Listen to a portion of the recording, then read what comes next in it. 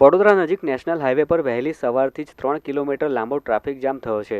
Jhabua બ્રિજથી Tarsali bridge તરફ લોકો traffic જામમાં ફસાઈ ગયા હતા. અવારનવાર ટ્રાફિક જામ થતાં વાહન ચાલકો પરેશાન થાય છે અને ટ્રાફિક જામમાં અટવાઈ જાય છે. કોઈને હોસ્પિટલ તો કોઈને મહત્વનું કામ હોવાથી લોકો બહાર નીકળતા હોય છે, પરંતુ ટ્રાફિક જામના કારણે કોઈ સમયસર પહોંચી શકતું નથી. જોકે ગત રોજની જેમ આજે સવારે પણ ટ્રાફિક જામની સ્થિતિ જોવા મળી છે.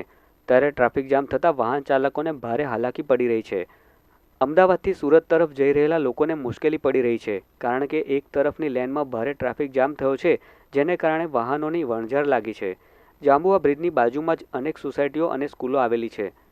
સોસાયટીના રહીશો સોસાયટીની બહાર નીકળી શકતા નથી અને નીકળે તો ટ્રાફિક જામમાં અટવાઈ જાય છે. આ ઉપરાંત બાળકોને સ્કૂલે પહોંચવામાં પણ મોડું થઈ જાય છે.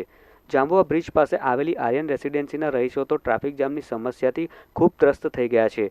ત્યારે અવારનવાર થતા ટ્રાફિક જામથી ત્રસ્ત વાહન ચાલકોએ પણ આક્રોશ વ્યક્ત કર્યો હતો. હા, અહીંયા રેગ્યુલર છે ટ્રાફિક, એટલે અહીંયા ને દરેક જગ્યાએ છે. અહીંયા આપણે જાંબા બ્રિજ છે, પોર છે, બામણગામ છે, પાલેજ નબીપુરની વચ્ચે ભૂખી બ્રિજ છે, આ પછી દુમાળ પાસે આપણો જે દેના બ્રિજ છે, વિશ્વામિત્રીનો સાંકળો, દરેક જગ્યાએ ટ્રાફિક રહે છે. કારણ કે આજે તમે સમજો કે જ્યારે 3 લેનનો ટ્રાફિક આગળ જઈને 2 લેન, 2 પણ નહીં, 2થી પણ ઓછું છે, 2થી પણ ઓછી ટ્રેકમાં જો કન્વર્ટ થતો હોય તો ઓલવેઝલી ટ્રાફિક તો થવાનો જ છે.